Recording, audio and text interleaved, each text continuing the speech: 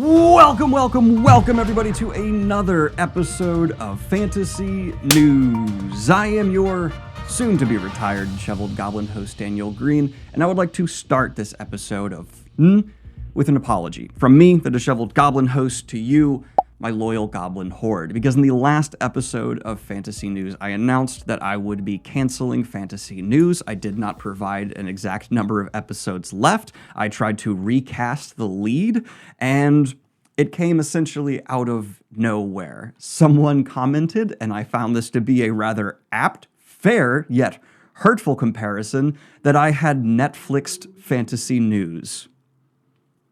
Yup. Very ouch. I can't even deny it. That is fair criticism. And essentially one of the biggest criticisms we got was, hey, I subscribe to the Daniel Greene channel for Daniel Greene. I don't really want to see new hosts posting content to this channel. That would be adapting a source material, changing almost every narrative plot beat because I'm not guaranteeing that it's going to be the same formula, and then recasting the lead. No one would ever do that, right? Oh, fuck. I did Netflix it. Go away. So I would like to more thoroughly explain the plan going forward, talk about what this last season of Fantasy News is going to be, and just get into my own personal thought process as well. Though I am well aware that is not the kind of content that everyone's going to be interested in, so if you'd like to see, just jump ahead to the Fantasy News, time code's somewhere down there. I don't know how long I'm going to ramble about this. So let's go ahead and get into the first point. Number one. Am I doing it because Fantasy News is somehow dying? I can straight up disprove that just by pointing to the numbers of the last few months of Fantasy News. It's not doing substantially better than ever, but Fantasy News is going strong and has long been the most consistent, best performing series on my channel. That's not why I want to end it. In fact, it's more from a desire of wanting to step down well on top. I don't want to watch the Fantasy News slowly decay into a shell of its former self. And for a few reasons, I know that would happen if I kept at it. Doing the Fantasy News is an immense thrill sometimes, and always competitive, trying to cover topics more in depth than others while maintaining a balance of moving along and maintaining a nice structure for the viewer. It's intense, and that thrill, oh boy, do I still feel it sometimes. All the recent Audible coverage, seeing so many people actually learn about how damaging Amazon has been to the publishing industry as a whole, and then being reached out to by bigger players than myself who are currently fighting Amazon to get evidence from me and statements. The thrill of knowing I'm contributing to that it felt so good it should have been illegal.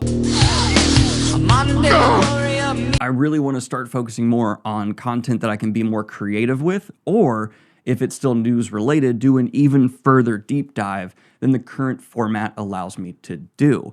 But I understand there are a lot of people who love this format. It helps them discover new authors, see all kinds of neat new covers, and otherwise see stories that would not get attention from a platform near this size, which does not mean to be a braggadocious thing. It's just what I'm told by people in the industry and authors. There's a reason I get reached out to from authors wanting to use this to announce cool things in their series. Foreshadowing for later in this episode. And this has led me to point number two. I want to start a different new news show. One that it would kind of just feel dishonest to call Fantasy News going forward. Instead of a shotgun approach to the week, I don't want that time constraint. And my passion would be more there if I was given complete free reign to do maybe days, weeks of research into a topic and bring it to you all in a much more thoroughly edited and insightful way. And paralleling some recent videos here on the channel, not nearly as long, but a generally longer format as well. But that brings me to what does the future hold? Point number three for that show. Well, option one is we could just let it die. That's gonna fall. Weight balance. Better. Quite frankly, this is my least favorite option. It's why I was thinking at first I could bring in new hosts here on the channel to continue it forward. But after seeing the audience response and having a meeting with Rich and Austin, we all agreed that's probably not the best case moving forward. And after having so many people point out to me that I'm here for you, not for other people on the channel, I think it could actually be detrimental to Austin and Rich to be responsible for maybe some building resentment. They will still be helping me with this final season of Fantasy News, but they are not going to be taking over any series on my channel. And instead, What I'd love to have happen is a booktuber who thinks they are in the right headspace, the right position as a content creator to take this on, reach out to me, and we'll go through a vetting process. And if it all works out, eventually I'll promote someone to people who want to see this format continue on as the new host on their own channel. And there will be some full transparency. I like as a YouTuber, I can be fully transparent with you. I'll deal behind the scenes where I take a cut and I promote them and coach them, and that'll be the future of it. Best case scenario. Worst case, it does just die, and we look back at it as a wonderful more than a half decade of news coverage that I'm so honored to have done for y'all. That being said, I've met a few booktubers even who have had the mentality of like, I can't do a news show because you do the book news. And I want to just say aggressively, no, that is not the case. If any booktuber out there wants to do their own news show like Petrick does, absolutely you should. And I hope more people, as a result of me stepping out of the space, end up finding shows like that. This would purely be me handing over some kind of branding and then acting as a producer slash coach. Which takes me to possibly the point that I should get the most pushback for, and I am sorry about this. Oh my God, that's somehow balanced. I vaguely mentioned health reasons and sleep as a part of the reason of why I don't want to keep doing this, and there was speculation after that around my mental health or anxiety. I'm actually doing great, and that's part of the reason why I actually feel confident enough to step away from something that I know I have enough gas in the tank left to do another good push with, but want to move on from in terms of my total career eventually. Trust me, fantasy news is like a security blanket for the channel in terms of success. Letting go of it is anxiety-inducing in itself, but as I said, what interests me more going forward is being more creative, providing deeper dives, and not having this strict schedule that I have to kind of cram and work around throughout the week that often feels restrictive in terms of other projects getting the energy from me they do need. And so in conclusion, I hope the fantasy news does live on. I hope there's a booktuber out there who I managed to get in contact with that feels like the right fit. If you do reach out, I fully reserve the right to just say, hey, I don't think this is a good vibe fit, no hard feelings, and move on. But no matter what, you will be getting one more season of fantasy news, 12 episodes long, starting, I can't safely, well, let's try it. Oh my God. Starting with this episode, episode 1 of the final 12 episodes of Without any further ado, let's get into the news. That worked out better than I thought it would. Now, kicking off the non-selfish me yapping about myself news this week, we have a gift from the universe. One might say specifically tailor-made for moi, because Apple TV Plus has apparently heard my incessant bitchin' and is actually going to be changing their name to simply Apple TV. And you might be saying, Daniel, this matters not to no one. Fair. Except, whenever I would just call it Apple TV, someone in the comment section would inevitably go, hey, that's Apple TV Plus. I don't know if they sincerely cared or just wanted to bother me, but now I can officially say, fuck you, Kevin, it's Apple TV, no longer the worst named streamer in existence. That goes to, oh, I need to think on that. No, it's going to default to HBO just for changing it so much. Max, HBO Max, just HBO. Wasn't it HBO Go for a minute? You've ruined the, recognized branding. I had 2 HBO streaming apps on my phone at one point, and then eventually one opened to the other. Ridiculous. After staring at every single logo that HBO has ever used for one of its streaming services just for a dumb edit, it occurs to me that Apple had a fantastic opportunity before them that they have squandered to absolutely demolish what remained of the HBO brand recognition by instead just naming their service Apple Max. But no, opportunity missed. But as the universe provides a happy story for me to cover, it responds with a negative, because the library distributor Baker and Taylor is officially closing its doors, shutting down in January, and they have just let go well over 500 of their 1,500 employees. This comes after an acquisition fell through, and now the company is just throwing in the towel. If you had not heard the name Baker and Taylor before, very understandable. They are a big deal behind the scenes for libraries. They often provide catalogs, supplies, ebooks, audiobook rights, simplifying that whole process, as well as digital content platforms like Access 360. And to emphasize the significance of this, Baker and Taylor has been in business since 1828. Nearly 200 years. If your local library gets access to new titles quickly, companies like Baker and Taylor play a part in that. But with libraries themselves struggling more and more financially, not only is this a massive bummer for Baker and Taylor, who has done good work, but will inevitably complicate the situation with libraries en masse as well. And it feels kind of wrong, like a killer returning to the scene of the crime, knowing that Amazon has also been approaching libraries with their own version of Baker and Taylor's service. How dare you stand where he stood?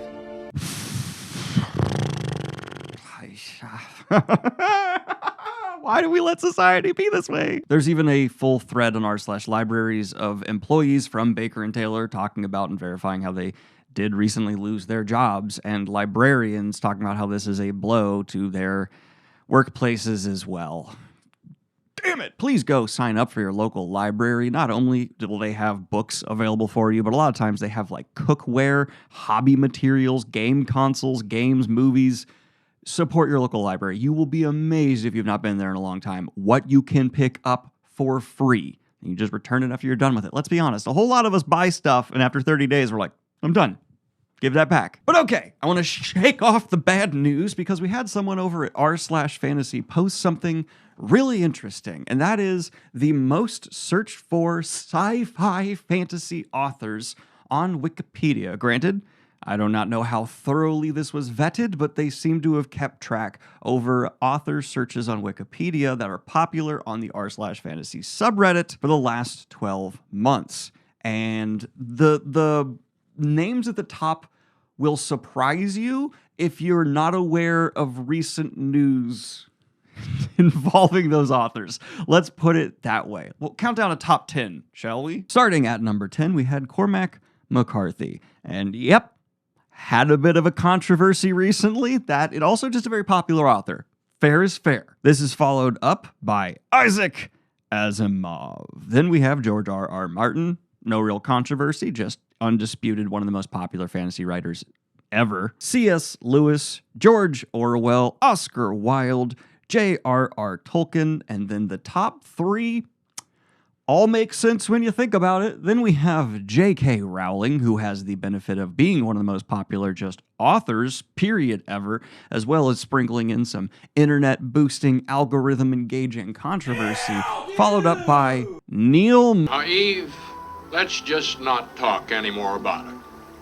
You know, I'm sure that's just because he's such a popular feller. And then at number 1, we had Sir Stephen King, who managed to take that spot despite lack of controversy of any substantial kind recently, and likely due to the fact that there's just perpetually adaptations going on alongside with him being the best-selling horror author in American history. And I bet if you just factor in Dark Tower, he's probably in the top echelon of best-selling just fantasy authors ever, too. And once again, thank you to Bogus113. Okay, so is all of this a lie you're telling me is bogus? I don't know what to believe anymore. But let's go ahead and flip our page onto the book news of the week, and that is going to start with Ann Leckie's Radiant Star, getting a release date and a cover reveal, and this is described as Space Opera's Sharpest Mind returns to the world of the Imperial Ratched in this brilliant standalone from award-winning author Ann Leckie. The temporal location of the Radiant Star has always been a source of both conflict and hope for the people of... However, the Imperial Ratched see it only as an inconvenience, an antiquated religious site soon to be absorbed into their own superior culture. But local politics is complicated, and the Ratch have made a final concession. One last man will be allowed to join the mummified bodies in the temporal location to become a living saint. That's a hell of a pitch. Consider me perked. As in, my interest is perked, not the drug. Be clear. despite my personality in general. And then Simon & Schuster has revealed to us the next cover for the Bobiverse books, and I really like these. I was fortunate enough, and it does not sway my opinion, it's just one goddamn book, to be sent the first of the Bobiverse books. I was going to do this in an unboxing video, but one, it's very appropriate to talk about right now, and two, I accidentally unboxed it, not knowing what it was, so I want to be honest with you. But I think these are doing a really good job. I like that they're even changing up how they're doing the lettering, or instead of just going, oh, gotta do it out.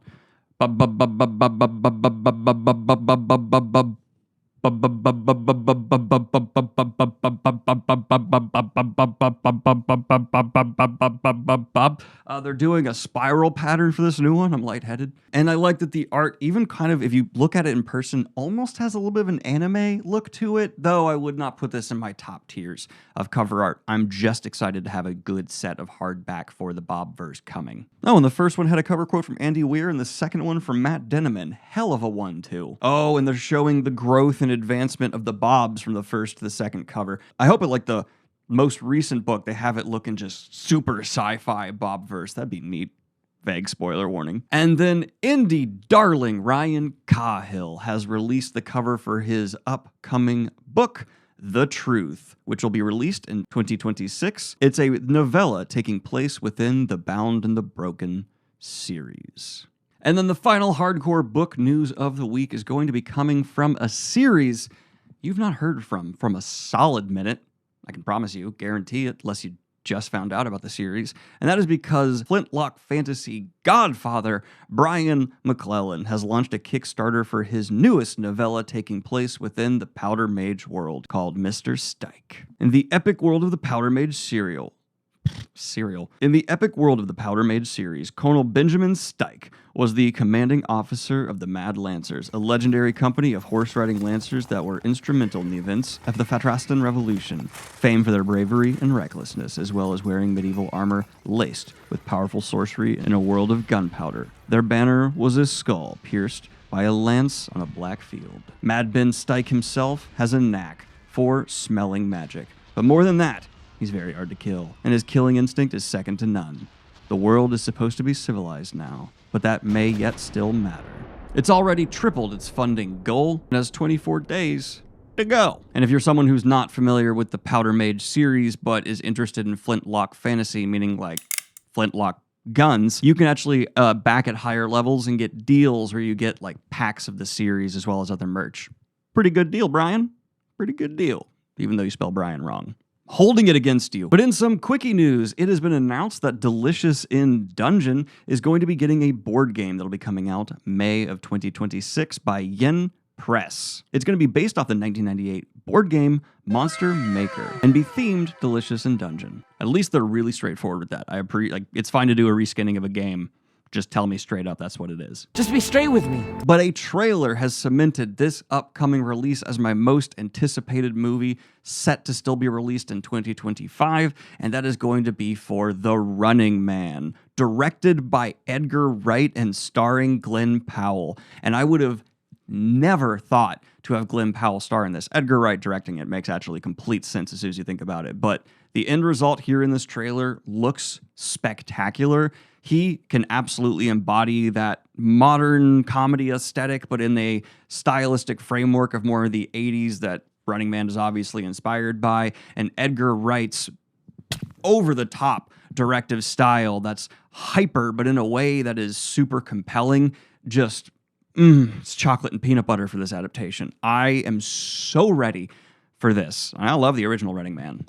Fight me. And in a bit of irony in my case, I was just talking to my friend Carl about the next manga I want to pick up in the future, and I was considering Trigun, and he told me absolutely to watch the show as well. Well, it seems I'm going to have options because the trailer has dropped for a new Trigun anime called Trigun Stargaze. And I'm very sorry to say this, but I'm refusing to look any further into it because if I'm about to consume this story, I don't want to risk anything getting spoiled for me, and I hope you can sympathize, empathize, not be a dick about it.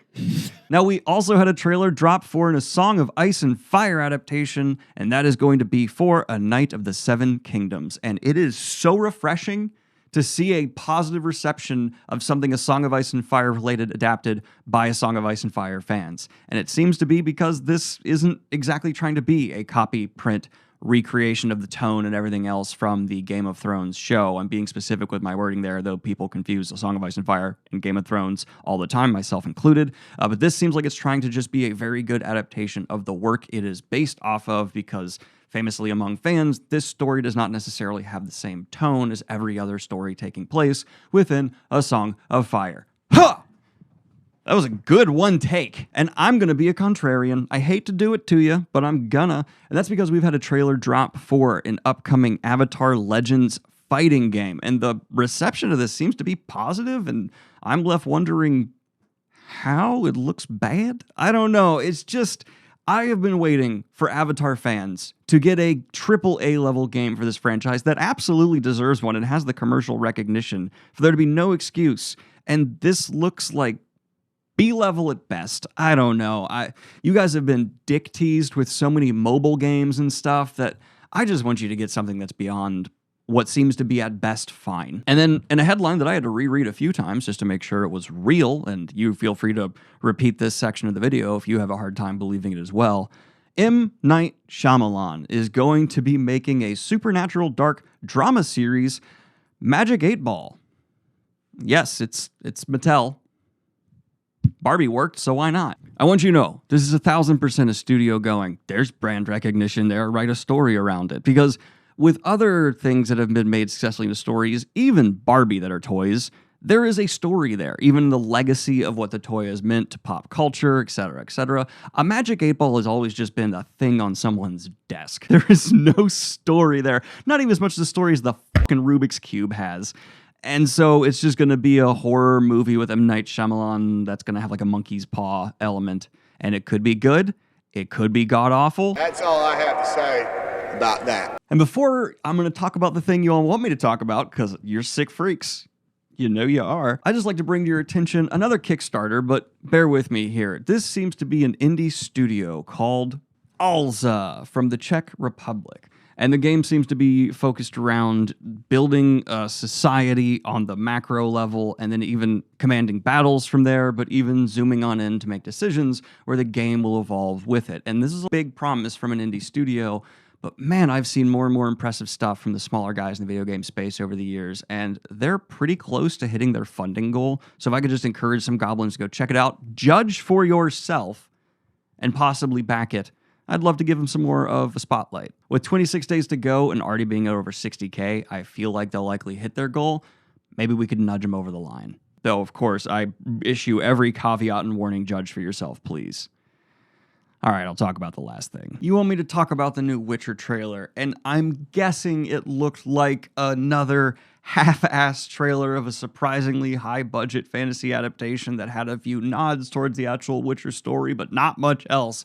All I know is when I was half paying attention to it, I saw Yennefer and another sorcerers fighting with swords, and no, I'm sorry. I have tried, bent over backwards at times, to be kind to this show because I know it has its fans, and without question, there are still dedicated craftsmen in the costuming department and lighting, everything to sound design who are busting their ass. But at this point, it feels like the ship's broken in two, the back half is sinking, and the entire cast and writing staff are on the few lifeboats left sailing away, leaving their viewers behind. It's so bad. Writers just bad-mouthing fans in the series. I don't anymore. That's my thoughts on Witcher Season 4. I put so much gas in trying to give, what's his name? One of the Hemsworth. I'm going to say Kevin Hemsworth? Liam Hemsworth a shot. But it seems like the show isn't even giving him a shot. But this has just been your latest episode of Fantasy News. Like and subscribe if you have not already. Hit the Patreon if you want to support what I do here. We got 11 episodes to go. If you want to see a Jade City summary, go ahead and hop on over to Patreon. I'm going to try and get you all Jade War next week. By the end of the week over there. And then by the end of the month, hopefully, the whole Greenbone saga will be summarized on the channel. Peace!